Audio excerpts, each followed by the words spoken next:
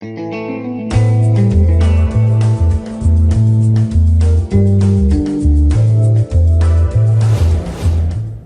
to you from the Hudson Media Group studio, this is Talking Politics, and I am New Jersey's premier award-winning journalist, Top 50 Latino as voted on by the Latino Spirit Online magazine, as well as the United States Latino Affairs Initiative, along with being the weapon of mass disruption in Garden State media, without a doubt the people's choice and the people's voice. And ladies and gentlemen, we all know the most handsome face that runs the place. It's me, Fernando Uribe. Happy Election Day to you all as we are recording here on Election Day in 2023. A lot to discuss, so let's get started. Here's what I'm thinking about right now. Now, folks, before we get to really the significance of Election Day and future election days in 2024 and in 2025, respectively, let's talk about a local issue that, quite frankly, seems to be getting a lot of headlines, but should it really surprise us? And in the Mouse Square city of Hoboken, a cafe owner in the Mouse Square city has a message for whoever tore down the pride flag that hangs in front of his establishment.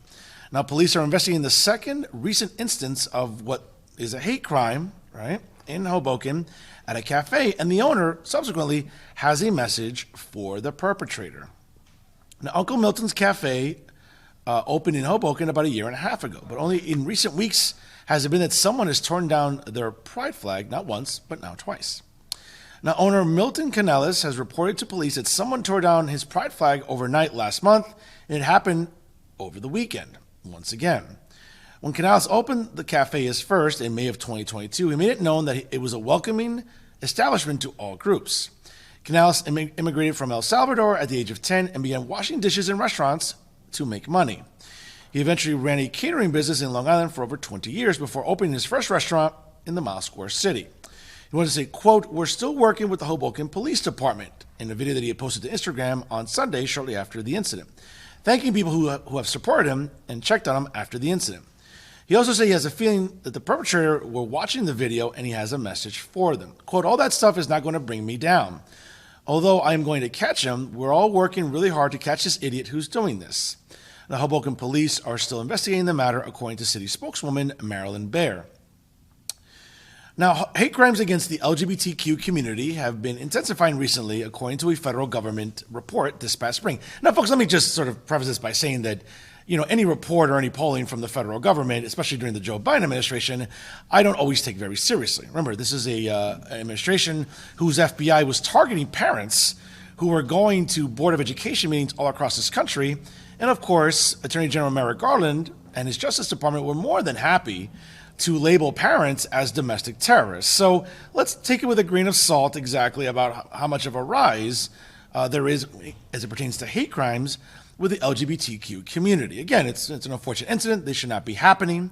No one should be victimized or marginalized, but let's calm down in the sense of whether or not this is overblown hysteria, which we all know that many on the left love to live on. So, for example, in August, again, according to this Hoboken Patch article, again, and a shout out to Karen Lisner, who works for the Patch staff in Hoboken. Good reporting here, by the way, so definitely want to give her credit here. She goes on to say, quote, "In August, a woman in California was shot to death by a man who had previously torn down the pride flag at her businesses." Now, several Hoboken officials posted on social media to support Canales and condemn the crime, including, of course, the virtue signaler-in-chief in the city of Hoboken, Mayor Ravi Bala. Bala wrote, quote, "Just stopped by Uncle Milton's Cafe to show my support with a new LGBTQIA+" Folks, this, Jesus Christ. I mean, the acronym is getting exhausting already. Like, just make it as succinct as possible. I mean, pretty sure, at some point soon, folks, we'll be utilizing every letter in the alphabet for this. But let me not digress. With a new flag flying outside. Can't say enough about Milton Canellis and his team. They have fresh coffee along with delicious Salvadorian food, which, that's not really my take, so I'd probably avoid that place since I don't like Salvadorian food, and much more. The cafe serves a variety of beverages, homemade sandwiches, entrees, and desserts. Well, let me just say this. And, again, nice job by Karen Lisner with Hoboken Patch in reporting this story. I know other news outlets have talked about it at a local and also at a state level, right? News 12, New Jersey Globe, and other news sites. Let me just say this, folks. And I think we all know that if you do a quick Google search, you'll know that over the summer, Hoboken Mayor Ravi Bala and I had a pretty good Twitter exchange, and there was an attempt by Ravi Bala to try to vilify me on his Twitter feed. That didn't really work out well for him. As we all know, if you watch Real Talk with Fernando Uribe on Monday nights via Jersey First TV, you'll know exactly what the consequence was of Mayor Ravi Bala thinking he's slick and trying to get one up on me and trying to sort of portray me as something that I'm not. And that didn't work out well for him. This is not going to work out well for him either right now, and as well as the rest of the virtue signalers in Hoboken. And we all know who they are, folks. Emily Jabor, the insufferable council president, Uncle Philly, Philly Cohen, Sleepy Joe Quintero, the rest of the Lollipop Guild and the Peanut Gallery in Hoboken that acquiesce to the Alphabet Mob and the Pronoun Patrol. Okay? And again, I made this clear during Pride Month, and I'll make it clear again. It's unfortunate that this incident occurred at the cafe in Hoboken. I think any flag that's hung in front of any business should be left alone, whether it's a pride flag, whether it's an American flag, whether it's a sports team flag, whether it's a country of national origin flag. I mean, take your pick, all right? I think, it's private property, it's a business, it's their prerogative to hang what they wish. Sure, cool. Now, again, I think people ripping down flags, just like we're sort of living in this climate, right, where people are ripping down signs, raising awareness about Israeli hostages out in Gaza, right? We're sort of seeing a pattern here, right? It seems like there's a hateful side here that tends to rip down things that they don't like, and I understand that. And listen, I don't really care either way. I think that this is not the end of the world. In a time where property taxes are soaring in New Jersey, in a time when the gas tax is still in existence, in a time when the governor, only because of political expediency, vetoes a hike with the tolls on both the Parkway and the Turnpike collectively, because it's politically expedient for his party to make sure they don't look as bad as they do in Trenton. Yeah, I get all that. Those are the issues that matter right now. Rising inflation, the inability of, let's say, a working class family to even save up to be able to afford a mortgage because interest rates are so high. Again, we're living in a time where, as long as you're, enunciating the right pronouns and making sure that we're acquiescing to illegals and coddling invaders and all these migrants at the border and, acquiescing to, once again, folks, the Alphabet Mob and the Pronoun Patrol. I mean, that seems to be sort of the priority these days by the left, not just in Trenton, but nationally. Now, again, what happened in Hoboken was unfortunate. It shouldn't have happened. And I get it. People are going to say, well, it's a hate crime. And I'm assuming, again, I'm not an attorney, but I'm assuming that based on whatever the statute is in New Jersey, it probably constitutes being classified as a hate crime.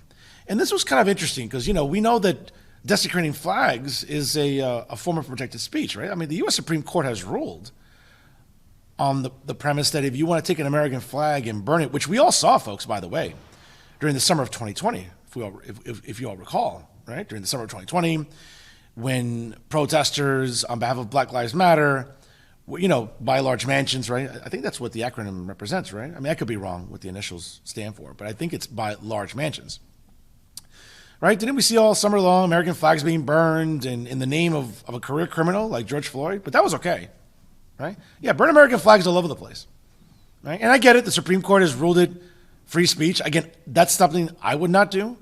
I would not burn any flag. I don't think desecrating any flag is appropriate.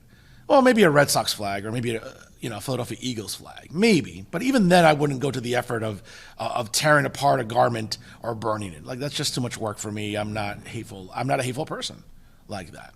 And I understand all that. But again, it just seems like, hey, Supreme Court is more than happy to protect the American flag and allocate any desecration of it and call it free speech. But you take a pride flag and you, desecrate it, rip it, or whatever, it's considered a hate crime. Do you see, folks, why I think regular, everyday, working class people are sort of fed up with LGBTQ propaganda? Because it's not just bad enough during the month of June, folks. Pride Month is the 30th longest days every year in my adult life, okay? Having to deal with LGBTQ plus minus 1, 2, 3 propaganda literally shoved down our throats in every medium: pop culture, advertising, academia, media. You take your pick, folks. Sports, right? Even if teams, will have Pride Night, and if certain people don't want to go along with it, well, they're vilified, right? They're called bigots and homophobes and transphobes, and that's not the case, right? It's Sometimes people just have a religious belief and they're entitled to that. Again, it's funny when those on the left, right, and those that identify with the alphabet mob and the pronoun patrol, it's funny when they want to believe in the Bill of Rights. It's funny when they want to believe in what's free speech, right?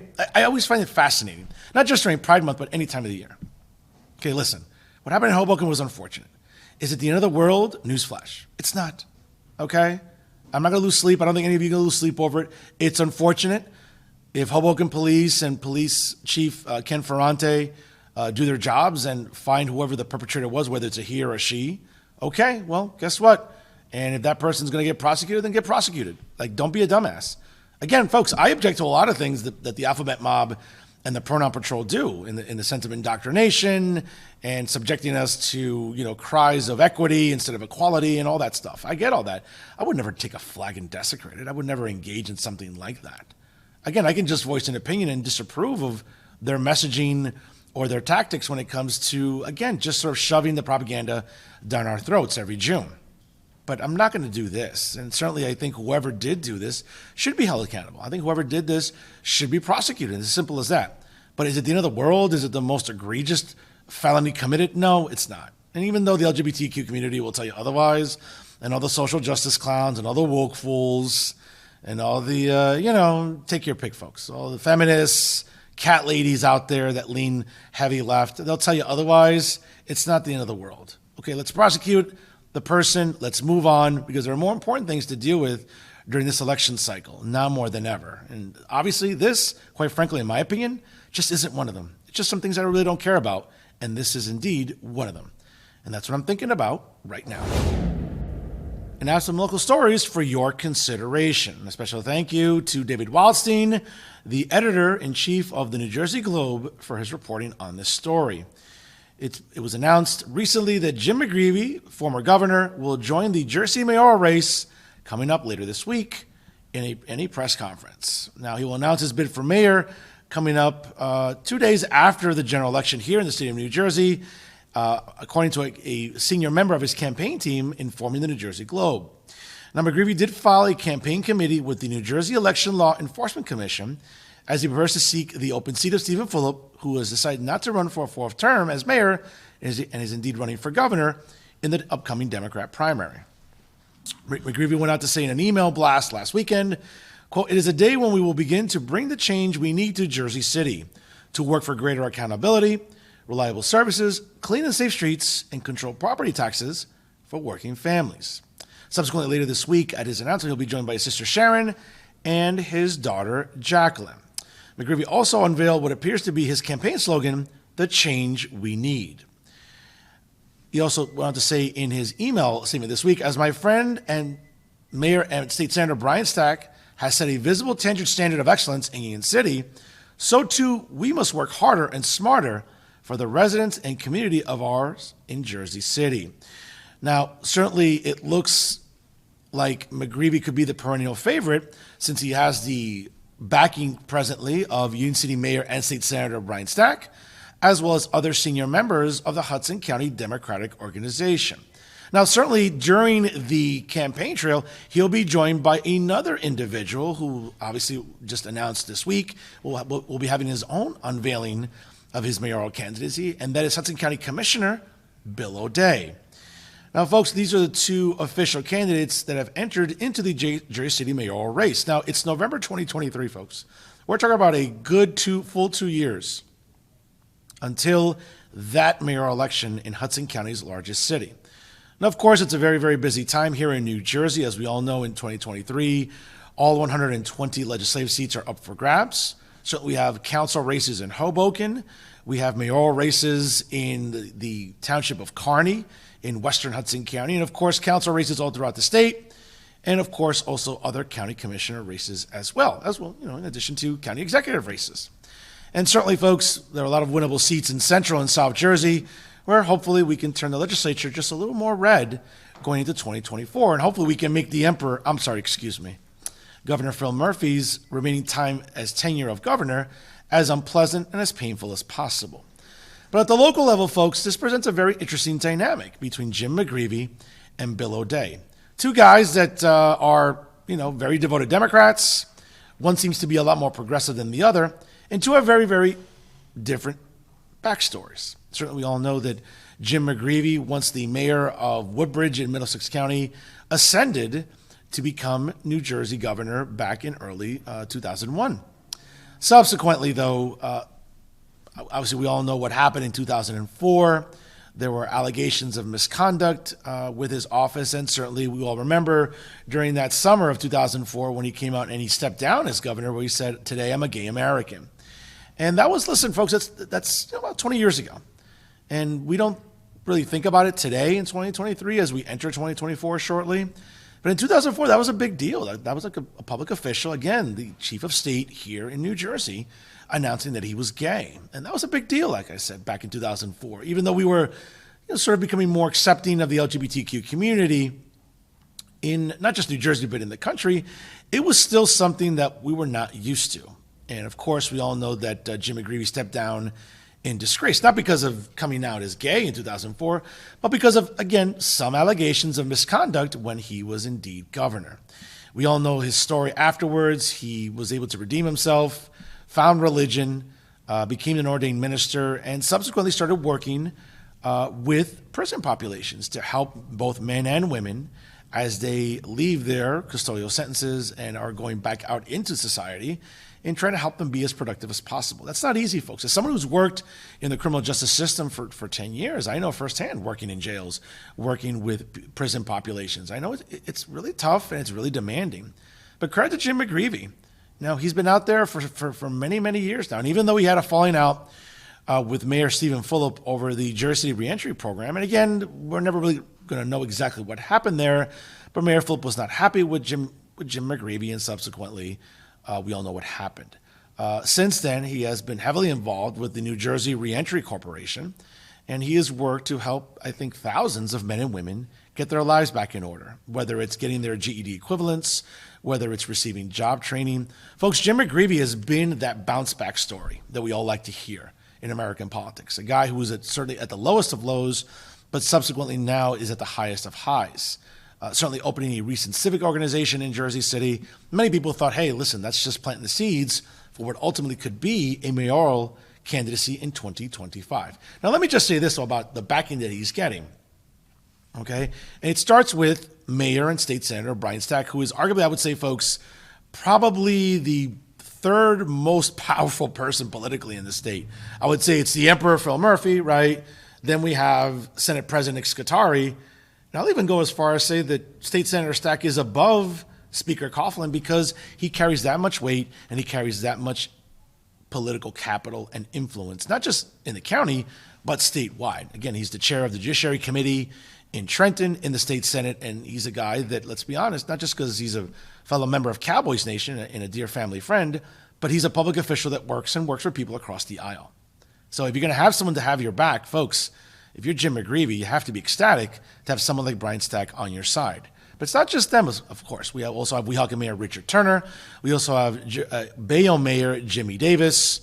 And from what it seems, again, it's, and there might be some bad blood there, but it would seem that Mayor Stephen Fulop is also jumping on board the McGreevey train. That's not official. That's just my guess, and we'll see if that materializes. Now, as far as other mayors in Hudson County, I believe North Bergen Mayor Nick Sacco will be jumping on board. And subsequently, folks, if that's the case, and the entire Hudson County Democratic organization will subsequently and eventually be backing Jim McGreevey, which poses some problems for Bill O'Day. As we all know, Bill O'Day, quite honestly, is one of the mavericks in Hudson County politics. He's been heavily involved for decades now, and he's been a progressive crusader. He's a guy who I don't always agree with, but he's a guy that's always wanted to hold elected officials accountable. As we all know, his time as freeholder, subsequently now becoming a commissioner, right, in the transition of the names and the positions subsequently. Bill O'Day is a guy that has a huge following. Again, a lot of progressives love Bill O'Day. He embraces a lot of progressive causes. Now, how that's going to play out in Jersey City remains to be seen. Because if the HCDO decides to indeed back Jim McGreevey officially, again, there's been no official word here, folks. It's November 2023. Okay, it feels like a lifetime to go until we get to November of 2025. But sure enough, the HCDO is going to have to make a decision on who they're going to back. And if at least from what we're seeing with the current endorsements, it would seem like a safe bet. like the HCDO will be a safe landing pad for Jim McGreevey. At the end of the day, folks, listen, Jim has to do the work. He's got to roll up his sleeves. He's got to go knocking on doors. It's not just enough to open a Civic. It's not just enough to go to political functions and shake hands, kiss babies, as we all know, it's sort of like, the famous slogan goes.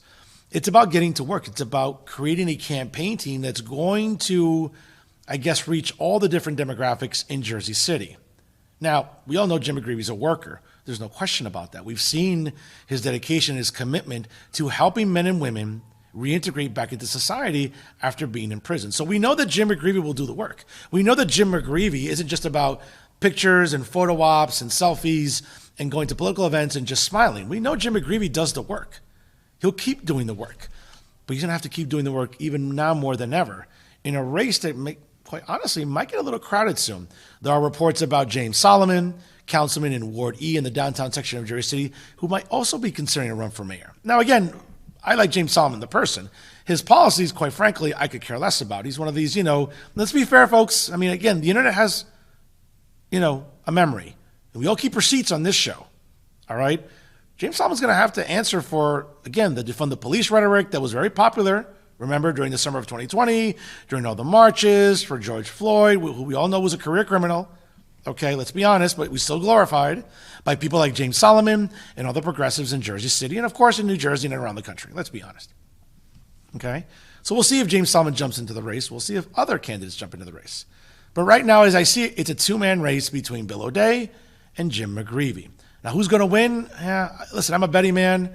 I like to gamble. I like to bet on sports. It's way too early to even put any chips down on the table about who's going to win this. We got to look at who their council running mates are going to be.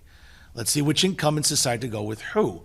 But it's a pretty safe bet, folks, that when we look at establishment council people like Daniel Rivera, Joyce Waterman, Mira Prince Array, as well as others, I mean, those seem to be probably council people that will probably side with Jim McGreevey. And Bill O'Day, again, has his following. He's going to have people that are very progressive that are going to want to run not just in the certain wards, but during the at-large seats as well. And we'll find out what happens. But ladies and gentlemen, get ready, get your popcorn, get a few bags and put it in the microwave. There's going to be a lot to talk about on this show about what goes on in Jersey City, what these tickets look like, and obviously the messages that they're going to put forward in the sense of where they want Hudson County's largest city to move forward in 2025 and in the years ahead. Let's stay in Jersey City, and a special thank you to John Hines, a member of the Pinnacle here in Hudson County, the editor-in-chief of the Hudson County View, for his reporting on this story. Now, U.S. Representative Rob Menendez went on to say, quote, voting to expel Representative George Santos would have set a bad precedent, and Rob is right. Now, he said he didn't vote to expel U.S. Representative George Santos because it would have set a bad precedent for this institution. Quote, last night I joined over 30 of my House Democratic colleagues to prevent what we believe would have been a bad precedent for this institution. In the history of our country, only 5 members of Congress have been expelled, 3 for joining the Confederacy, 2 after being convicted of serious crimes. A decision of this magnitude must not be based on our opinion about the suitability of a colleague on their politics. Instead, it must be based on facts and the final determination of any ongoing legal proceedings or investigation by the House Ethics Committee. He went on to say, quote, he continued that the House seats must be left in the hands of the respective voters in the absence of those steps being completed, as well as that he looks forward to tackling the challenges ahead of them both domestically and abroad. The resolution to expel Santos, who represents New York's 3rd District, failed by a margin of 213 to 179, which, as Rob Menendez mentioned, saw 31 Democrats voting no. Now, Santos has been indicted by federal prosecutors twice in 2023, facing 23 counts, including wire fraud, money laundering, theft of public funds, making materially false statements to the House, aggravated identity theft, and credit card fraud. The fellow freshman congressman expectedly applauded the fact that he survived last night's vote.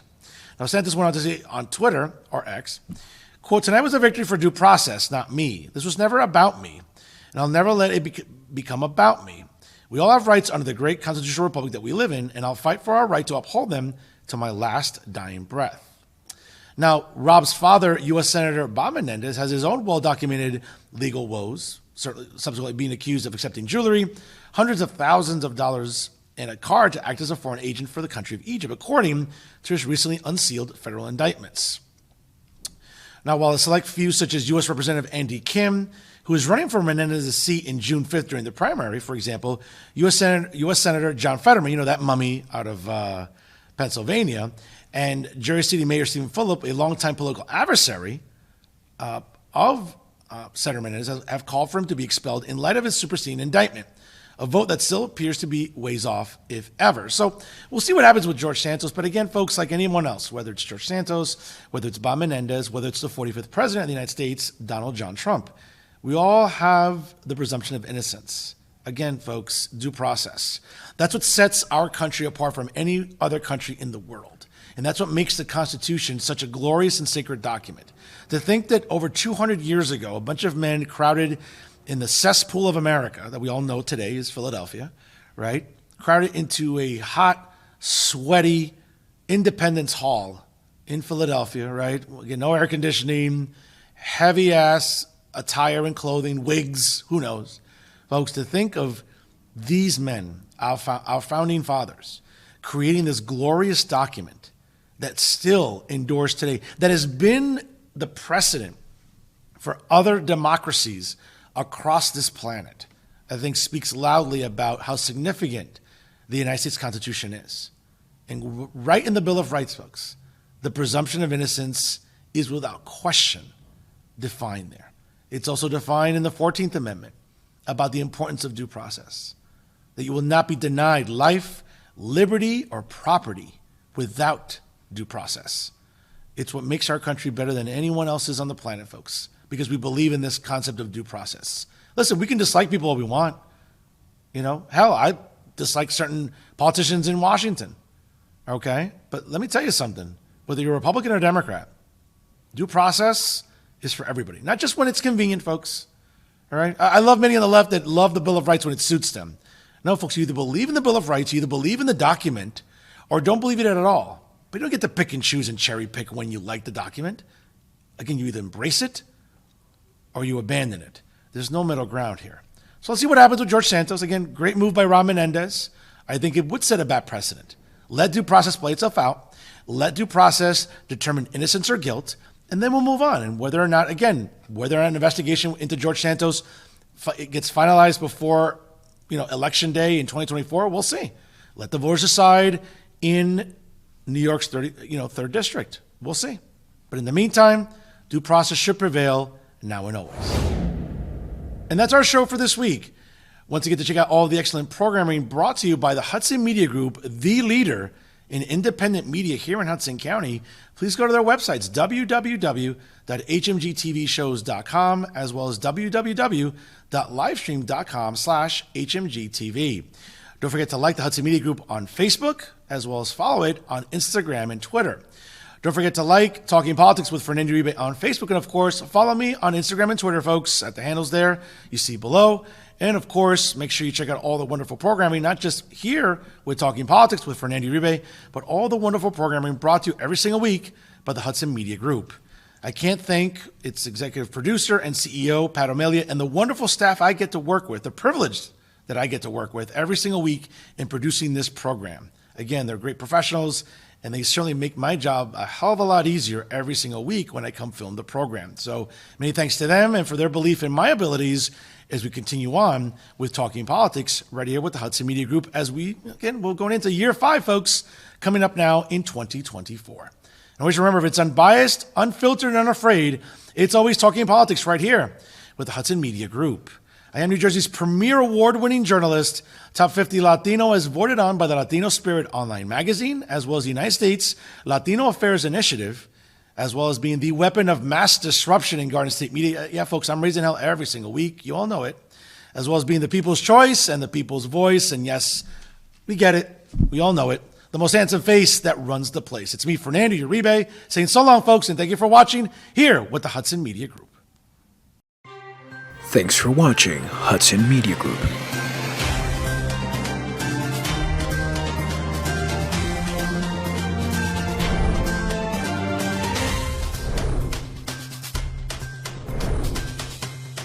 Follow us on social media on Twitter, Instagram, and Facebook